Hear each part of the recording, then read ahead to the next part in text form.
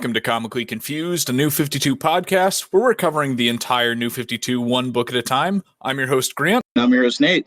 And Nate, what book are we covering this week? We're reviewing a kickoff to the New 52 with Justice League Volume Number 1. All right, yeah, so we're covering issues 1 through 6 of Justice League this week. Nate, tell me a little bit about what you know about this book and how you know the Justice League.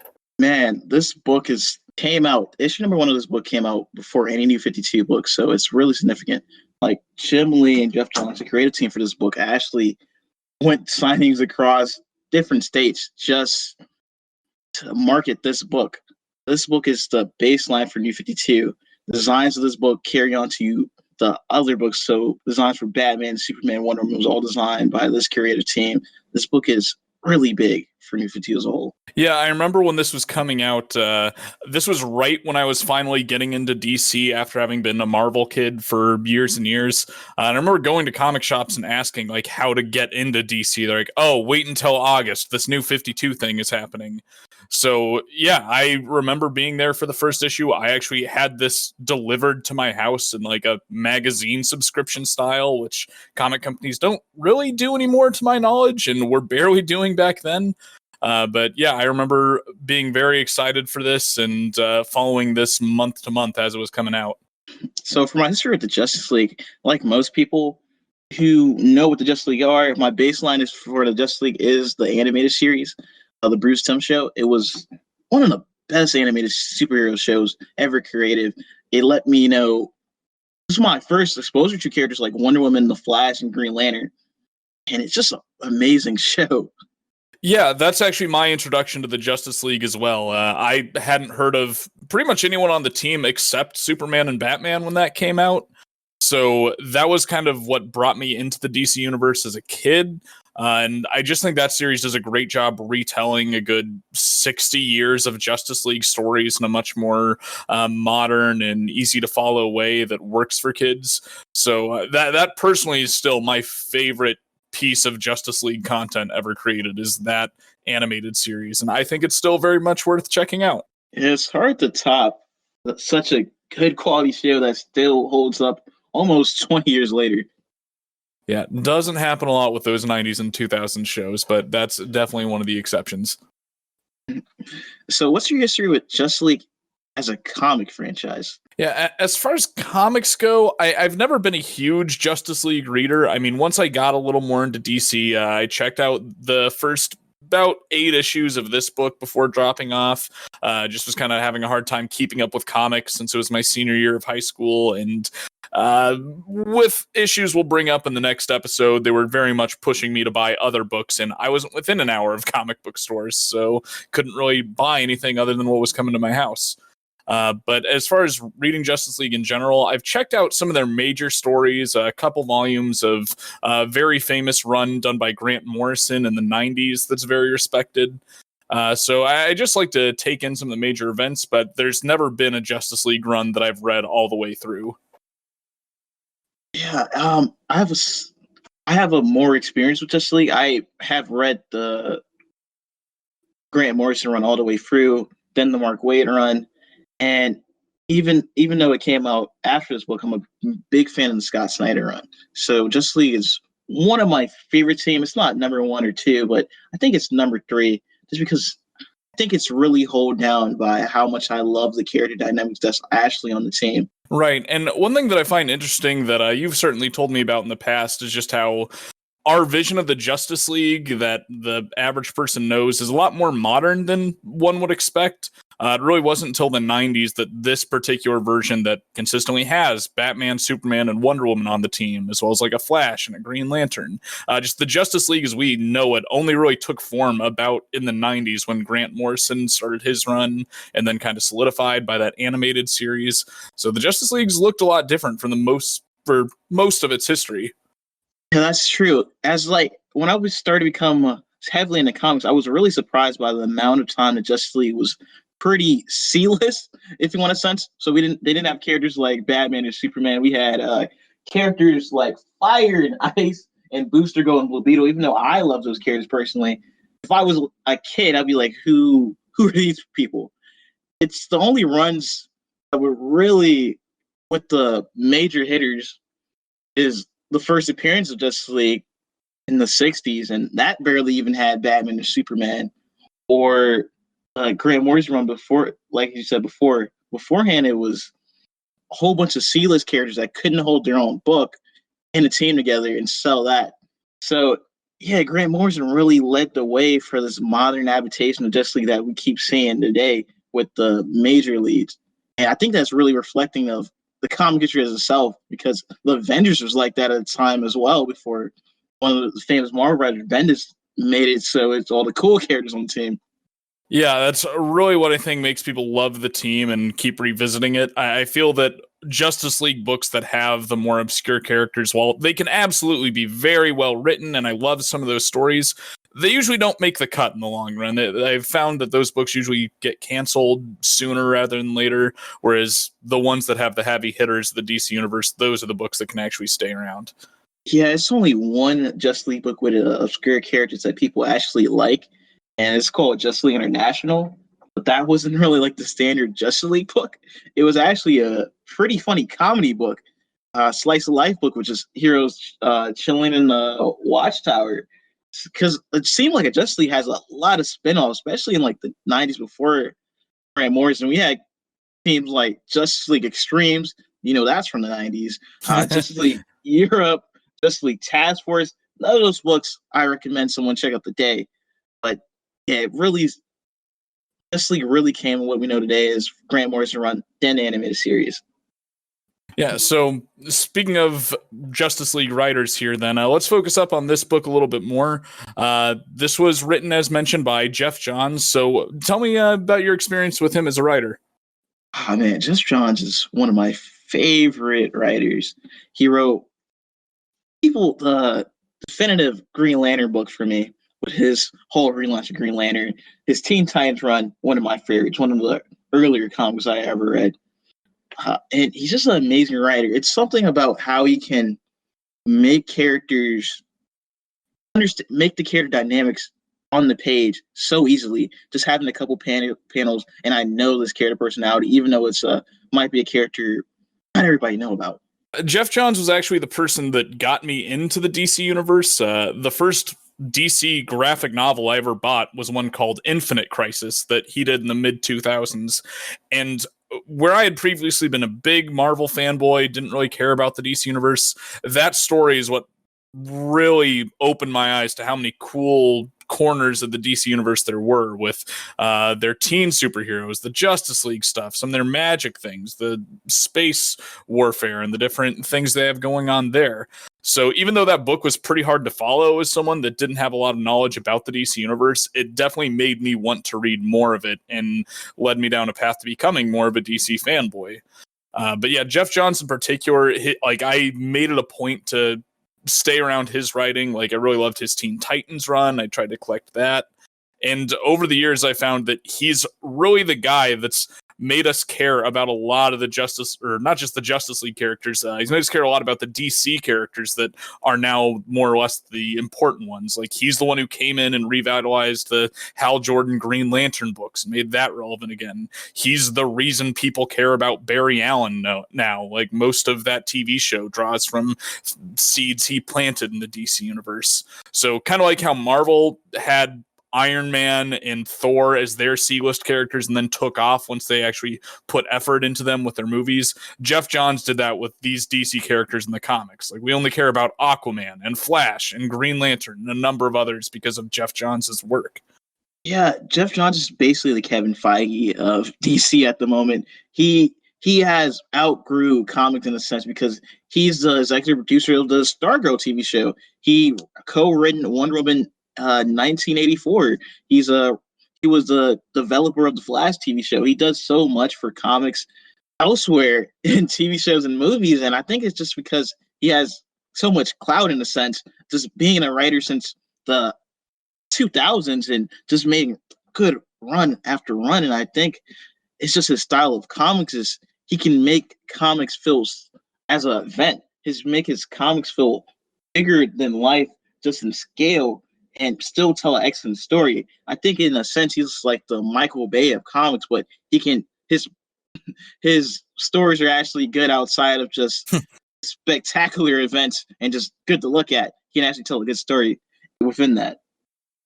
Yeah, for sure. And so while I could sit here and gush about all of the Jeff Johns books I love all day, he's only half of the team here. So this book was also drawn by Jim Lee, which we mentioned earlier in the episode. So tell us a little bit more about your exposure to him.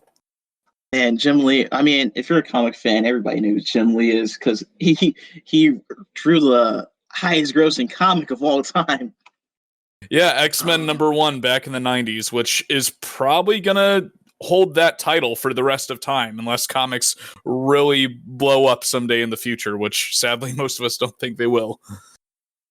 I think Jim Lee is a really special case because I feel like a lot of modern artists is really influenced by Jim Lee. And Jim Lee art is always a constant evolution. I know some artists has like a set style and they just keep that style and don't really evolve once they make it. But Jim Lee art from the 90s through even in this book looks really different. And I really enjoy his art. It's just, DC really wanted to have their A game on this book. It's hard just to say Jim Lee art is like really good. Yeah, for those less familiar with comic books, Jim Lee is basically the most successful you could possibly be as a comic book artist, not just in like the books he's getting now, but his overall influence on the medium of comic books. As mentioned, in the 90s, he did a relaunch of X-Men what he drew that really kind of solidified him as a major figure in the 90s. He then went on to help create Image Comics, a whole nother publishing house that's still around today and has made major comics like Spawn and Walking Dead and Invincible. So that's a huge part of the industry that he was there to help pioneer.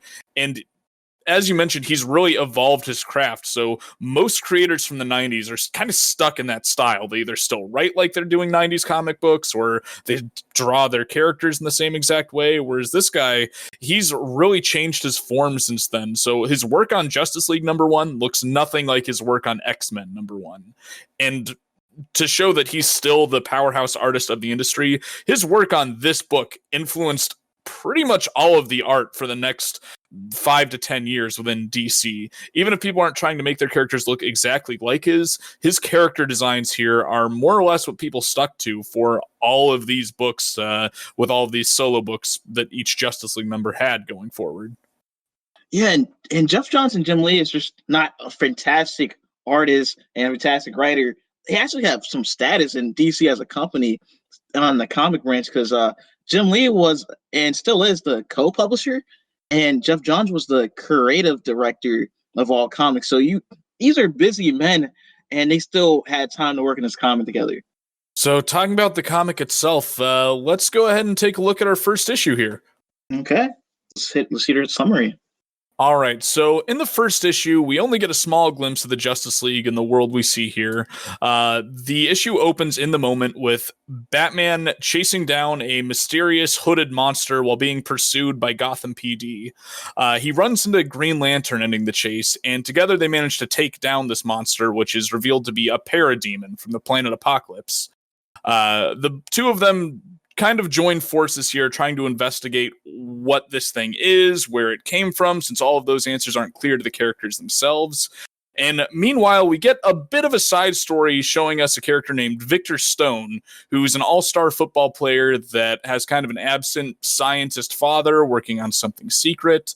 But before we can get to know them too well, we cut back to Batman and Green Lantern, who have gone to Metropolis together, hoping to get answers on this alien box left behind by the alien. Presumably, they think Superman can give them some answers, since they know he's an alien. However, their initial confrontation goes poorly. Green Lantern gets taken out with a single punch, and the issue ends with Superman squaring up to fight Batman next. So, what's your thoughts on this issue as a first issue, not only to this comic series, but to the New 52 as a whole? So, the first issue of this book is serviceable enough as the first issue of a team superhero book, or if you're reading this in a graphic novel, it works fine. It's a decent enough first chapter.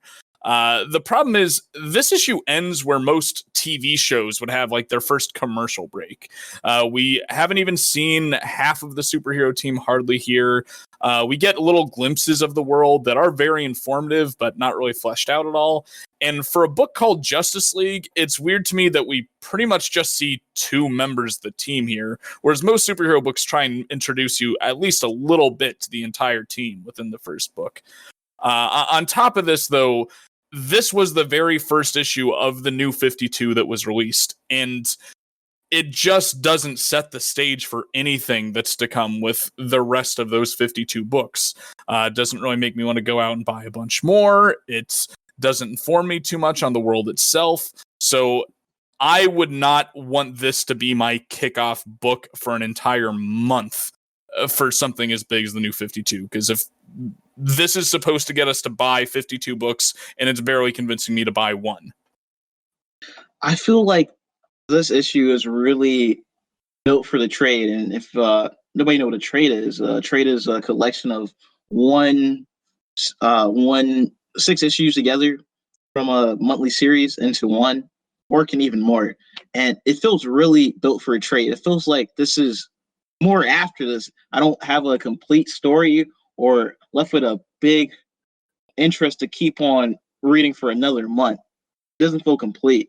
And I feel like it's a really into a publication strategy to the New 52 is really the problem here, because I don't feel like one issue is enough to be a kickoff. I feel like if they really was going ahead and make this relaunch, they should have just made a volume 1 for sale. Yeah, I just feel like this really could have been executed better. Other relaunches in the past, like Giant Size X-Men and a few other major examples, have used like a 60 to 90 page giant-sized issue to kick off something like this. I think that would have worked pretty well here, so you'd at least have enough room to introduce the entire league before jumping into the rest of the book. And like, if you're going to do that, you can just take the loss on one book. So one bigger issue for the price of a normal comic with the assumption that this is going to sell other books. Or what I think might have been a little better was that they used an event to lead into this series. We mentioned in our intro episode that the Flashpoint event going on before this is what kind of led to this universe being rebooted. But I feel like the event should have been the first set of Justice League stories, if anything. I think they really should have dedicated just a month or two to having some kind of weekly or bi-weekly mini event to kick off this whole universe. That way people just have one book to buy for a couple weeks, and then after a month or two, that's when everything's out there. So they just really needed to build up this kickoff a little more and give the readers a little more something to work with for us to build that goodwill to buy the rest of these books out there. Yeah, that's a funny example you brought up with the Giant Size X-Men, because the DC Rebirth, the technically and the New 52 we brought up in the intro episode, actually was an 80-page giant size issue for the same price. So, yeah, they actually learned their lesson in around 5 years. Yeah, but overall, I really wish we could have gotten more here. I mean, it at least did make me maintain my subscription, so it's not a terrible first book overall. I feel like I'm giving it a bad rep here. It's really just there was more. This book had more of a responsibility than I think it ever really could have met being just a 30-page story. Yeah, I think it's mostly because of time constraint, because this wasn't planned, and Jim Lee and Jeff Johns were two busy guys at the time. So I feel like all they could crank out is a single issue, but just having 3 issues, the first 3 issues in one, would have just been a better of just getting this first issue and then the rest of the books relaunched a month later. Mm-hmm. So moving on to the rest of the book here, issues 2 through 6 just kind of show the establishment of the Justice League and their first big conflict they face together, that being Darkseid and Apocalypse. So Flash joins the crew as they're facing Superman, and they kind of set their differences aside to investigate what's going on. And slowly over these issues, the members just kind of trickle together, with Wonder Woman and Aquaman coming in to help fight this invading force of parademons that's attacking the entire planet. We also see the origin of Cyborg, Victor Stone, as he becomes a victim of these attacks and saved by experimental apocalypse technology and joins the team. Once the whole team comes together, Darkseid himself shows up. There's a major fight. Superman gets kidnapped by Apocalypse. Batman has to inspire Green Lantern to help get the League to work together to stop Darkseid while he rescues him. And the team just barely manages to push Darkseid back through the portal that brought him to Earth. And with the new Cyborg's help, they're able to destroy all of the other portals by him hacking into the mother boxes that brought him here. With having the League come together to stop this major threat, this helps turn the public's opinion around on superheroes, and the Justice League is officially formed to help stop threats that no single hero could handle alone. We're going to start key points on the superheroes in this team book and how we feel about them being their first appearances. So how do you feel about Green Lantern? Yeah, he's kind of like the main character of this book, more or less, since, I mean, he's kind of a point of view character showing up in the first issue, and he doesn't know that Batman's even real at this point. So I'd say he's probably my favorite character in the opening arc here. It doesn't seem like there's any major changes to the character, except maybe he's a little bit more hot-headed and rushing into danger, but I think that fits the mold of the character pretty well. So yeah, I actually really enjoyed this depiction of Green Lantern. Yeah, I agree. Somebody know Jeff Johns. One of their favorite characters is Howard Jordan, so it makes sense he made him the point of view character. And I really like having any of the main team having one character, the point of view character, so us as a reader or new readers that was sold on this book to have a lens to look through every character, because Green Lantern has a spotlight with each of the main cast, as seen Batman, Aquaman, Flash, and so on. So yeah, I really like his character, and he has a small little arc throughout the book, seeing him a cocky, arrogant person into actually leading the team in versus Darkseid then. Yeah, I really enjoyed that, since you see early in the book that he pretty much thinks he's the strongest person on the team. And it makes a little bit of sense because these characters haven't really interacted before, and there's not the whole world of supervillains that they've been dealing with all this time. If I was in Green Lantern's shoes in that world, I would also probably think I was the toughest thing there was. Like, he thinks his ring that can create anything makes him unstoppable. So he's consistently the one that's like rushing into fights with Superman, or when they first run into Apocalypse, like 3 times in a row, he's the one that's like, don't worry, League, I got this. Runs in, gets smacked. Runs in again, gets smacked. Like, breaks his arm and just gets kind of wrecked there. And it's a little ridiculous and took me out of the moment in that particular issue, just since like there's Aquaman and Wonder Woman there and no one's stepping in to get in the way. But at the same time, it does really cement who Green Lantern is. Like, he's a bit of a cocky jerk, but at the same time, like, he's also a hero. He's trying to get in there and save the day.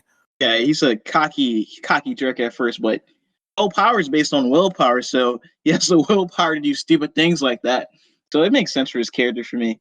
And I just enjoy it. Maybe I'm just a big Green Lantern fan, but I really enjoy this down to earth early career Hal Jordan. So he is one of my favorite characters throughout this book. So anyways, what's your thoughts on this Batman in this book? Yeah, the Batman I enjoyed pretty well. Most depictions of Batman kind of show him as being the guy that has a contingency for every scenario. And I was really glad they didn't do that here. I mean, with this whole world of superheroes being new to him, he doesn't have a plan in place for when the world's attacked by aliens or how to take down Superman or anything like that. And because of that, you see him be a much more adaptable character this time around. Like, towards the end of the story arc, he unmasks himself to Green Lantern just to kind of have this moment of relatability so he can inspire Green Lantern to go on to inspire the rest of the League to take on Darkseid. And Batman unmasking himself like that would normally be pretty out of character, but here it actually works and just shows that like Batman's willing to do what he needs to, even like kind of break his own codes in kind of an endgame scenario like what he's facing. Yeah, I agree. I really like this adaptation of Batman in this. I'm not the biggest fan of grim, dark Batman. I actually really like to see Batman portrayal with other superheroes because he doesn't have the powers of Green Lantern or a Superman or a Flash, but he still can hold his own. This dude is pure smart and intelligent, and I really like this one because it really reminds me of the Batman from the animated series, because that Batman was pretty witty and snarky and had a whole bunch of one-liners, and you actually really get to see that here, but it doesn't get old. And another thing I like at the start of the story that they go with the Batman that's still an urban legend. It's a lot of comics that really like to play with that, but doesn't make sense once we have a world with Superman or all the other heroes all about, and and Batman's just on the team but just hidden. I really like that we still get to have Batman as a mystery at first, but later on people actually know who Batman is. Yeah, I like that they really successfully make Batman kind of the butt of a couple running jokes through the book. Like 2 or 3 times, like we hear Green Lantern and Flash, their first reaction is, wait a minute, Batman's real? And then literally half the team, when they first come into contact with him, are like, so what can you do? And have that shocking moment, like he's always kind of shutting them down or working around the answer, but just avoiding the fact that he doesn't have any powers. Yeah, I really just like the scene with him and Green Lantern saying, hey, me or you, we're like the only normal guys here, because you just have a magical ring. You're not an alien, or you don't run super fast, or you're not an Amazon, or you're not a fish person. You just have a ring that give you power. So we're alike here. So we got to look out for each other. That was a really touching moment. Yeah, and I really have to emphasize that is my favorite moment in this book. Is like, not only is it touching, but it also just adds a little bit of humor while adding that human element to the book. Like, Batman unmasks himself and he's like, I'm Bruce Wayne. And Green Lantern's response is, who the hell is Bruce Wayne? Like, we never see that when people do it. And I absolutely love that joke. Yeah. Any last points on Batman before we move on? I don't think so. All right. The Boy Scout itself, Superman, what's your thoughts on them? All right. So I just want to get this out there that I really like this character, but I don't exactly think he's Superman. Like, our first moments with him, he's just beating up on Green Lantern and Batman, kind of tearing him apart throughout the city. And like, Green Lantern, as he's calling the Flash, his exact words are, this guy is going to kill us. And I know this is kind of early days of Superman, but that's just not the character I see him as, even when he hasn't established himself yet. Like, this is very much not the Christopher Reeve version of Superman that your parents know. However, I also think they do really cool stuff with this version of the character, really kind of playing up the alien elements, that he's a bit of an outsider. He has a harder time kind of relating to people, and just kind of the imposing presence of someone that's this powerful among people that aren't quite on that same level. I think it's really shocking how little we actually see of Superman in this. Because, you think Superman is one of the biggest characters in DC next to Batman, but he actually get the almost second round of screen time, almost to Aquaman. And Aquaman appears in like issue 5 compared to Superman appears mostly in issue 2 and 4. So it's actually really shocking how little we see of the character, and I can see the angle they're trying to do because this is the early days Superman, and he's just more gritty, let's say, lack of a better word. But I don't know. He's really straight to action. He doesn't really talk things out. I found it really out of character for Superman. I know for him attacking Green Lantern and Batman at the start, at least have a conversation. It felt a little forced, but this Superman, like you said, feels like a entirely different character from the Superman all of us know beforehand.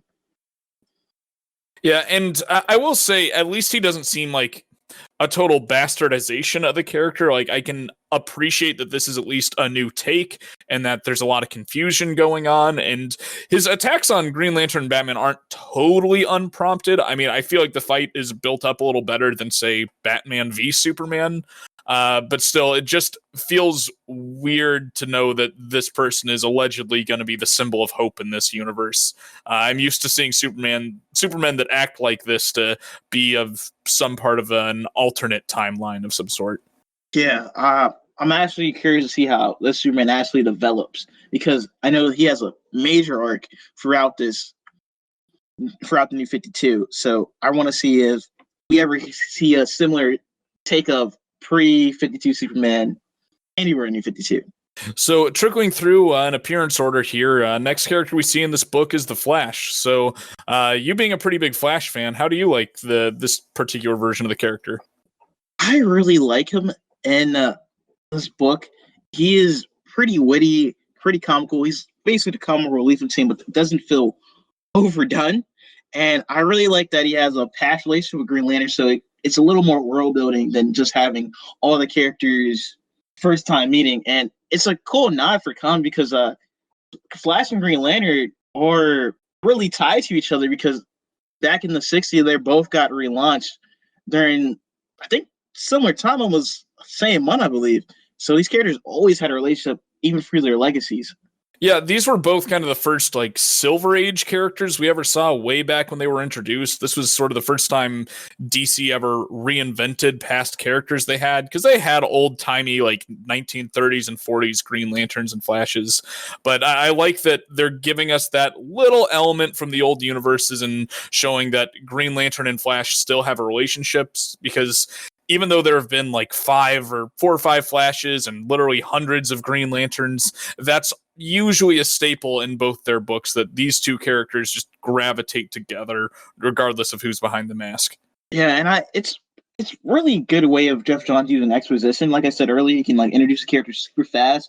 The first time we see the Flash actually in his police department, and it's a cool panel I like. Whereas you just see a blind guy at first, and then it goes to the wall, and one side of his face is Barry Allen, and the other side of the face is him and the Flash. Yeah, I have to say this book is probably the most effective or efficient when it comes to the Flash's backstory or who he is as a character, because he doesn't get a lot of attention in this book, but the little they dedicate to him really shows us everything we need to know about the character. Like that he's a cop, that he tries really hard to act within the law, that he's not just a mass vigilante, like he's doing what a citizen legally can in these situations, and he's a lot more hesitant to do anything that's in the gray area as far as the law goes.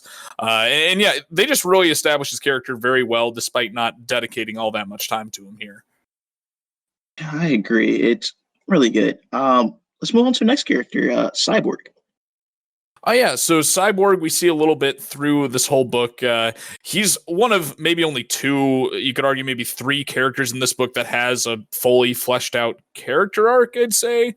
And that's really just because you actually see his origin story here. I'll say that I really like the character design itself. I think this is my favorite version of the character. He's just mechanical enough to make his mechanical parts not look like latex, but he's also not the weird, just like apocalypse cyborg that we see in a lot of more modern adaptations. So I really like his design. However, I take issue with the fact that the guy's only like 17 or 18 in joining the Justice League, when you and I and most people who know the character know him as a teen titan, and as a teenage superhero in general. So I think that was a pretty questionable decision for DC to throw him right into the Justice League, when I would much prefer to see him kind of work his way there rather than being one of the founding members. Yeah, I was absolutely surprised because I misremembered. I thought he was at least college age beforehand, but it makes a little more sense for him to get angry as a high school student with his dad not showing up and caring about him being a football star. But I don't know because I actually like having Cyborg on the team if Jeff Johns is planning to do this big apocalypse and New Gods related stuff in his Justice League series, to have a character actually tied, even just tech wise, to the apocalypse stuff that's going to happen later on. But he doesn't do a lot. Most of his time in the actual arc itself, meeting with the team, is just using his powers and not him as a character interacting with people. But I didn't mind him at all. Yeah, and I think there's some interesting execution with the way they incorporate Cyborg onto the team. He's famously taking the place of Martian Manhunter as far as the traditional Justice League lineup goes. And what I like about that is it means we still have one member of the team that's associated with their initial threat. Like when it's Martian Manhunter, the typical first threat the Justice League faces is the White Martians or some general alien invasion that Martian Manhunter is the one who knows about and is kind of the one who can warn the team about what they're up against. And since they replaced him with Cyborg, we still get that same element, since I believe this is our first time ever seeing Cyborg being tied to Darkseid with his origin, or at least Apocalypse. Yes. So that Yes, we at least get that here. yeah, it's just I don't really get enough of the character of Victor Stone after we see the accident happen on him. He basically just appears in the right place at the right time and saves the day by accident. Mm-hmm. But I don't. I mean, one last thing I want to say at Cyber. It kind of sucky that DC had so many books launching with New 52 that Cyborg is the only member of Justice League that did not get a book. It's just we're a decision to think about, because he got a book later on, like 5 years later. But at that point, it doesn't really matter. Yeah, especially with DC having a mind to be a little more socially conscious at this time. Like, there's a few people that change race going into the New 52. I'm really surprised editorial didn't really think that out. Like, hey, maybe it's a little weird of us to give everyone on team except the one black member a book of their own. But yeah, I mean, the damage is already done. Yeah. Anyways, let's move on to the Amazon herself, Wonder Woman. What's your thoughts on her? Yeah, so I'm sadly not as well versed in Wonder Woman as I'd like to be. I haven't really read many of her comics, so there's not a definitive Wonder Woman in my mind like a lot of other characters have, like Superman and the Flash. I like this depiction of her well enough. I like that she's sort of the fish out of water on the team and still sort of discovering the human society. And I like how, frankly, badass they make her. Like, she hears that there's monsters out there and just immediately goes out to try and find it, and is just asking people on the street, like, "Hey, have you seen a monster flying around?" And sure enough, she finds it. But yeah, I just think we get some good character interactions with her as the fish out of water here. I have similar thoughts on Wonder Woman that I have with Superman, because I know a decent amount about Wonder Woman, and this doesn't feel like the Wonder Woman I know per se, but I do understand that this is a different take on the character, especially this is her like first one outside of Themyscira. So it makes sense for her to be a little more naive to human culture, and Jeff Johns really showed that by the whole ice cream scene with her and the little girl and putting the ice cream on her sword. Really gave me vibes of the first Thor movie with that character, just interacting with the human world for the first time. So yeah, I like her character in this book, but if we're gonna see later that he kind of keeps this characterization even later on when she should be more refined and be more the Wonder Woman we know and the Wonder Woman we see out other places other than this Justice League book. Yeah, I think the real problem comes here in the fact that this entire book takes place 5 years ago, quote unquote, from the rest of the New 52. So in this particular book, that does totally work with her being kind of new to human society, not understanding what's expected of her. But after this, it does jump 5 years to the present, and she's still acting the same way. So that's kind of when I understood people's problems with Wonder Woman here, is that, yeah, she, like you said, doesn't really progress or mature in that time. Yeah. Yeah, we will talk about this a little more in our next volume of Justice League, but let's move on to Aquaman, our last major member of the team. How do you feel about him in this? Aquaman is frankly almost an afterthought in this book, I feel. I like how they depict him here, but he's just not really in much of it. I think he only shows up like at the tail end of the third or fourth issue. So don't get me wrong, they establish his presence in a big way. Like, the first thing he really does for the team is have a squad of great white sharks come in and eat a bunch of parademons. So they make it clear right off the bat, this isn't the silly seahorse riding Aquaman we all know about. This was like the first step toward the Jason Momoa big badass Aquaman that we'd get years later. Yeah, it feels a little like an afterthought but I feel like his introduction was well enough for what Jeff Johns want to do by just introducing the character. The first thing we see is Hal Jordan having the general opinion like everyone else, like a dude that talks to fish, looks pretty stupid, and then we just see a giant shark just eat a parademon and saying, "Yeah, I'm the king of Atlantis," and that's all we get. But it works for me. Now we've kind of covered the entire team here. I'd like to focus more on certain points of the book and the story itself. Kind of relating to the heroes directly, though, we see even in the first issue that this world does not see heroes the way we're accustomed to in the DC universe. Like, the police are literally chasing Batman, and the Air Force is coming after Green Lantern, and they just don't really have this reverence for heroes that we're so used to in the old DC universe. So how do you feel about that? I like it because it sets the tone for the book, and that tone actually has a little arc because it first starts off as no one really appreciating Justice League and being free from them. It feels really Marvel in how they treat mutants or superheroes at first in that universe, but slowly it starts to develop more like DC we know. And at the end of the story, we see the whole world loves the Justice League, and Yeah, it established that more heroes start to appear because of them. yeah, I think it really makes an interesting backdrop here and gives some good extra conflict for the team to deal with. If anything, I'm a little sad that this is already resolved 6 issues in and so far in the past from the rest of the DC universe, because I think a DC universe where the heroes really have to act outside of the law in a more or less detrimental way to their own reputations, more often than not. I think that's a really interesting setting for any superhero book. So I liked it here, and my biggest regret is that we don't get more of it. I agree. Uh, so the key point I had, I really like that we really get to see these characters at their lowest in terms of being a superhero, actually, because they're all rookies.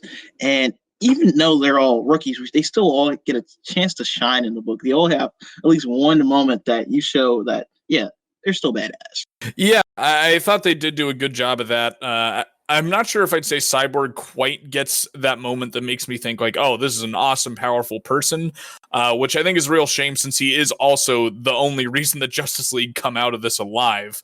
Like, it's his connection with Apocalypse that allows them to shut the portals down. But other than that plot convenience, he's the only character that doesn't really get his own moment. Whereas, yeah, even Aquaman gets a badass moment. So it's a shame Cyborg doesn't get that. Yeah. Talking about like the moment with Cyborg, how do you feel about the actual threat of Apocalypse in this? So, having read this years ago and just kind of simmering on it and seeing how it's influenced other things like the live action Justice League movie and some of the cartoons, I originally took issue with Darkseid being their first villain, just since he's like the Thanos of the DC universe. He's their big bad you're supposed to work up to that really challenges the team physically and mentally and just pushes their powers to their limits. So when you start with him, you don't really have much room to escalate from there. But having actually reread the book now, I have a little more appreciation for the way they used him, since the team doesn't really overpower him here. Really, it's if Cyborg didn't show up when he did, the Justice League probably would have lost, or at least lost most of the world, since apparently this is a threat that's happening everywhere. Like, every major city is dealing with alien invasion. So I think for this idea, they executed it as well as they could have, but at the end of the day, I really think they would have been better off starting with a villain like Brainiac or the White Martians, or just something that's not quite as world shattering as Darkseid is. Yeah, I feel like I like the threat of Apocalypse because they don't actually defeat it. It's not like Superman like punch Darkseid in the face and they just have an epic fight scene like that in the Endgame. They actually struggle with Darkseid a lot, and the fact that they only win by accident shows that they're still inexperienced, even though fighting a threat. I think my main problem lies in Darkseid itself, that we don't see the complex character we saw pre 52. All we see is this brooding big bad guy, basically, that barely has any lines and just there just to fight justly, even though he you can see in other places that Darkseid is a way better character than just that. Yeah, I mean, he's basically a brute here, if nothing else. And we get a little idea of how powerful he is, and that, like, just his presence kind of defeats the League and, like, can almost kill them with a single blast of his eye beams. But there's a lot more to Darkseid that makes him a threat than that. So I think as much as I hate the live action Justice League, I think it is a better idea to have some kind of like lieutenant in this position. I mean, like Avengers did it pretty well, having Loki be kind of the head figure of the invading alien force. So they still had room to escalate from there. Whereas this, I mean, you've already fought Darkseid once. I don't expect these characters to be quite as afraid of him going forward when they absolutely should be. And I don't feel like they got demolished enough. Like, yeah, Superman did get pretty messed up by Ultra Beam, but I really just want to see like the Justice League actually really get demolished by like just the might of Darkseid. And last minute they get saved. They were still holding off a little bit of a fight before Cyborg actually teleported them away. Yeah, because really it seems like here the problem is they're fighting Darkseid badly. Like, you guys are just letting Green Lantern run at him over and over again. But, like, as soon as you guys just come up with the idea of let's fight him at the same time, that's when they're kind of getting the lead. Like, Wonder Woman blinds him with her sword, and then Aquaman gets the other eye with his trident. And so, like, okay, if you just needed to work together a little bit or have a 30-second pep talk to figure that out, I mean, I feel like with any kind of preparation, you guys could have handled this. Yeah, I felt like if all of them got like almost taken down like Superman, it would have worked a little bit better. But moving on, you have any what's key point you want to talk about next, Grant? So one of the major things that people took issue with this book is that 5-year time gap we mentioned, that this establishes that this was 5 years ago, which also means that the history of most of these characters, or the elements of the history that they're recycling for the New 52, all took place in the last 5 years. So how did you personally feel about that, or just that established timeline that they set up here? Yeah, I am. So you're just talking about for the major of this book, or as a universe as a whole? I'd say as a universe as a whole. This is, like we said in the intro episode, is a major downside of New 52, which I think is a really of a detriment, because DC was always known for this long history of having characters, especially a team like the JSA was basically imagine Captain America, but a whole team of people fighting in World War II. And you lose that, and I don't think that really impacts a reader. I think that's just having world building. I don't think a new reader is going to be that swayed away that superheroes exist a little bit longer, and this may be just like the first reappearance of superheroes. So you lose a lot of cool characters like that. And I think the major thing is, and this book doesn't even mention it, that Batman apparently has a history even before this. And I don't know. It's just weird world building. And we see later, a lot of things happen in 5 years that super unrealistic, even for a superhero universe that happened in this 5-year gap. The main reason I take issue with this is how it makes such a concrete starting point for most of this universe. Like, if they had just phrased this as years ago rather than specifically 5 years ago, a lot of my issues would already go away, because now we're supposed to expect that in 5 years Earth has gone through a good 4 Green Lanterns, Batman's on like his 4th Robin, a lot of other major events have happened that just don't quite make sense to be crammed just in a 5 to 10 year period. But when it comes to continuity, I really think length of time is something that should be ambiguous, because comics just don't really work dealing with real time. I mean, if that were the case, Spider-Man would be like 70 years old at this point. So I really think that's something that should just be ambiguous. And when it comes to continuity, you shouldn't set things in stone like that, because inevitably you are going to have to be vague about how much time has passed and such. So yeah, just don't give us a concrete timeline here. Let it be a little more up in the air, so 10 years from now when people are reading this, it doesn't feel so weird. I think the main problem is they wanted to have their cake and eat it too, because they wanted to have us relaunch of everything, go back to ground one. But oh wait, that mean do we have to tell classic stories again? Do we have to tell a classic story like Killing Joke or Death of the Family? Oh, that mean we can't have all these supporting characters that people will actually like and sell money, like the Robins, Red Hood, Nightwing, all the Robins, or other characters. So it's a equal of both, because they didn't want to do a full reboot.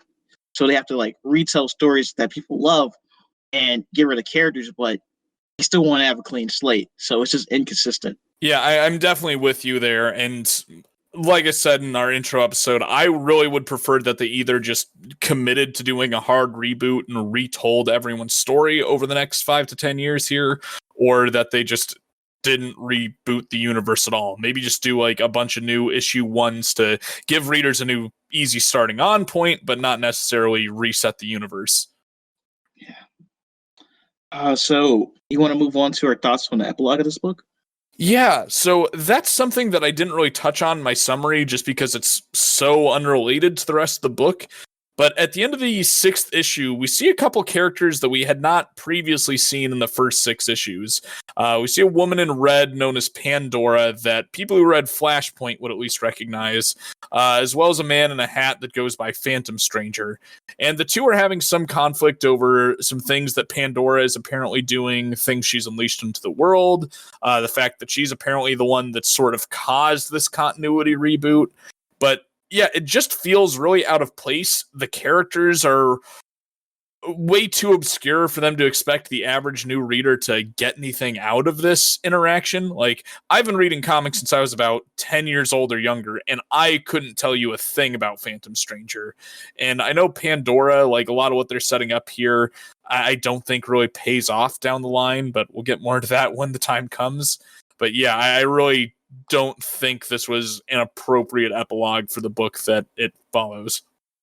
Only thing of substance I got up the epilogue is that the Justice League inspired a whole bunch of heroes, and that's like the reasoning of the rest of the heroes appearing up throughout the New 52. But other than that, I was really uninterested. Especially, I know like the Pandora stuff gets dropped later on, and I didn't really. It just nothing really happened that really excited me. It's just set up for future events that I know that's really not going to play out the way it's set it up to be. And I feel like it was a lot of hype in Pandora, especially because she appeared in Flashpoint, and she's apparently the reason why the New 52 is this way. And she, a fun fact, she appears in every issue #1 in all the New 52 books at launch. I don't know if she appears in the volumes, but I know she appears in the actual like monthly issues. So Yeah, I'm not familiar with any of her other appearances yet then. So it's like where Waldo. It's like she doesn't do anything in the issue. She's just in the background. So she doesn't even get like a story like she does here. She's just a background character. Like basically in like all the 30 issues that launched, or I think it's a little bit more, she's in the panel just there, like where Waldo. So you have to like look for her. She doesn't have a dialogue. She doesn't interact with the plot. She is literally just there. Basically, as just a cool thing I could say like right now that Pandora did appear. I'll have to see if there's some collection of these online, because that's something I've never noticed in the other New 52 books before. So I'll be keeping an eye out for that going forward. Yeah, so let's move on to our final thoughts on this. What is your thoughts on this book as a whole?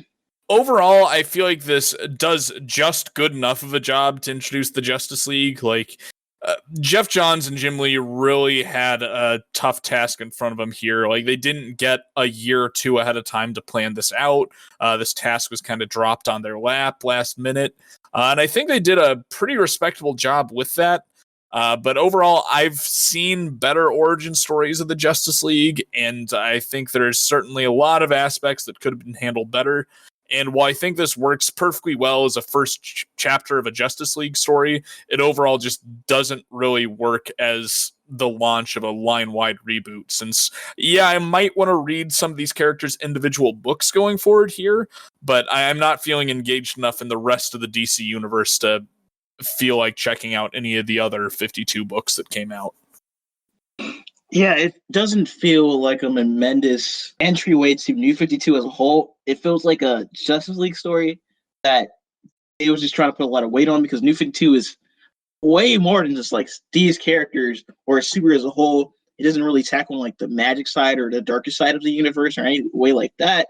It's basically here at Justice League Origins. Justice League is the main team of this universe, so this is all we get. So as a Justice League story, is pretty. This was not my favorite origin team, but it works as a comic and origin.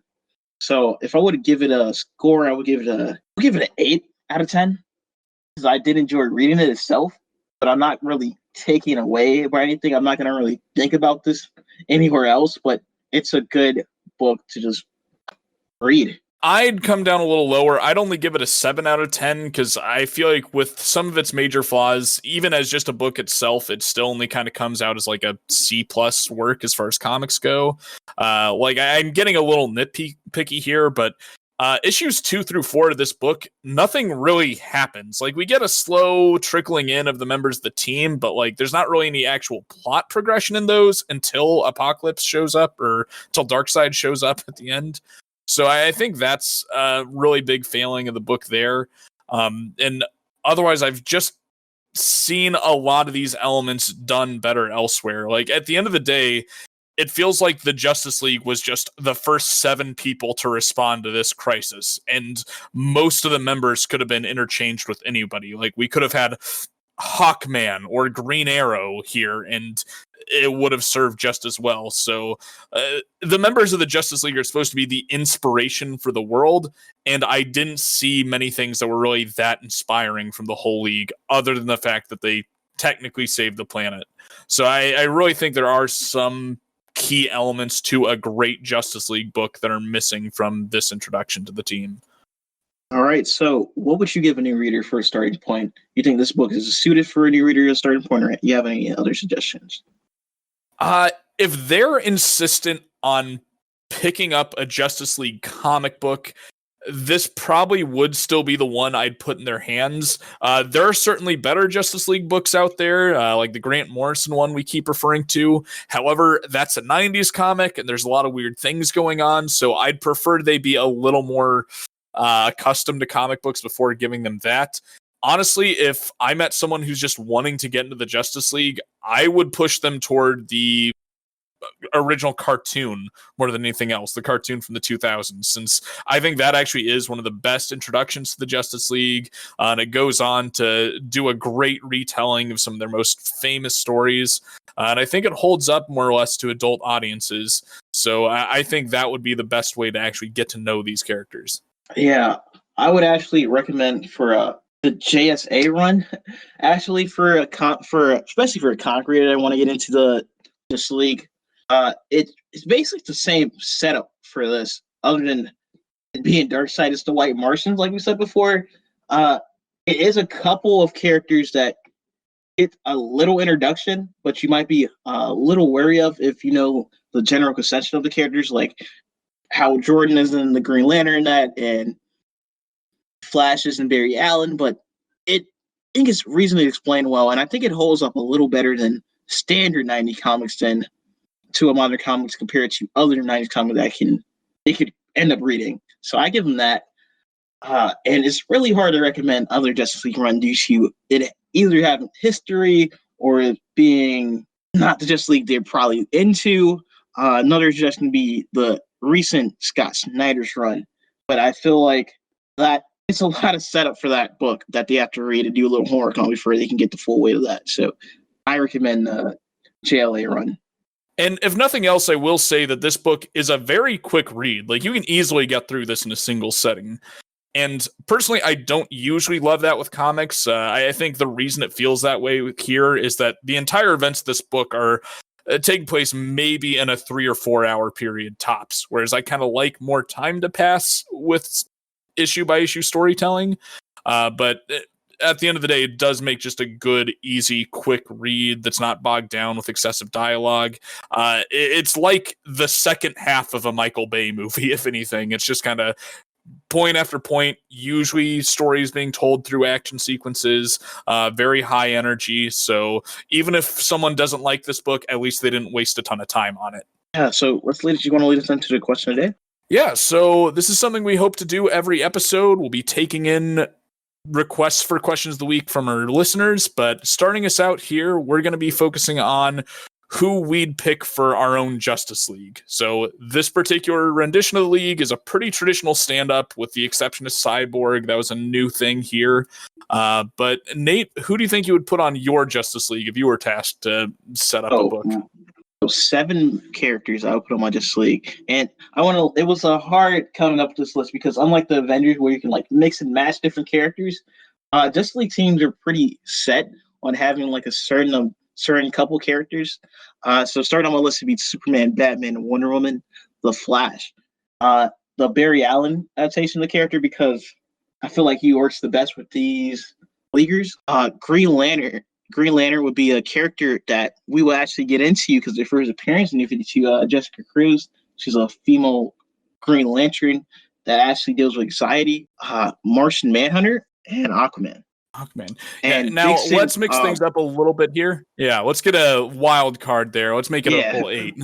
my wild card pick would be Vixen to have more female representation and have another person of color in the team. I pick Vixen because she is usually a leaguer in most cases when you can expand the league. I know she appeared in the Justice League Unlimited TV show a little bit, and that's the first introduction to that character. And I feel like she has a cool spiritual magic power that the team doesn't have already. Because I don't really count Wonder Woman as magic per se. So I think she's a really fun character I'd like to see used more. Yeah. So mine always starts out very similar to yours. I've got Superman, Batman, and Wonder Woman on there just because they're the staple of the Justice League. It's not much of a league without them. I also have a Green Lantern and a Flash, but my Flash is actually Wally West, who's kind of a fan favorite and also the one that was depicted in the cartoon I grew up with. So, yeah, I definitely push for him. My Green Lantern is Kyle Rayner, who's a 90s Green Lantern who's often depicted as the most powerful Lantern. And he's just, I love his costume design. I think he's awesome as a character since he's an artist that gets the ring. So I think there's a lot of cool stuff you can do with that. So I'd be probably pushing for him there. Similar to how you had Vixen for Magic, I would actually put Zatanna on the team for that. I don't have a deep love for the character, really. I don't know much about her other than that she is a magician, basically, and a pretty frequent member of the Justice League. So just to open the door to a lot of magic-based stories, I'd throw her on the team. I'd also put Martian Manhunter in there just because I think he's a great character that deserves to exist in the DC universe, but not one that I think can really support his own book. So I think the Justice League is the best place to put him. And for my wild card, I would put Black Lightning on the team. Not only just to give the team a little bit more representation, but I think he would really do a good job grounding the team. Like in Brian Michael Bendis' new Avengers run, they added Luke Cage to the team, and he was kind of the social conscious of the group. He was the one that was bringing them into cities and dealing with social issues and bringing that up. And Black Lightning being a principal of a neighborhood that has a lot of troubles. He's a very grounded hero, and I think we could see a lot of interesting stories with him being the one that's like, okay, we saved the world, but what does that really matter if we're tearing each other apart here, or we're not actually staying around to rebuild houses and make society any better? So I really think there's a lot of good storytelling there, and plus, he's just one of the few adult Black DC superheroes that really has their own identity, isn't tied into any legacy characters, and can really just stand on their own for their own book. Yeah, I agree with you. Really nice list. It's funny that we didn't go too crazy with our picks because all the characters were both on our list were both all Justice League members. Once upon a time, and it's funny actually because you think your Green Lantern and the Flash are the same two Flash and Green Lanterns from the Grant Morrison run. Yeah, that's probably a little bit of influence there for me as well.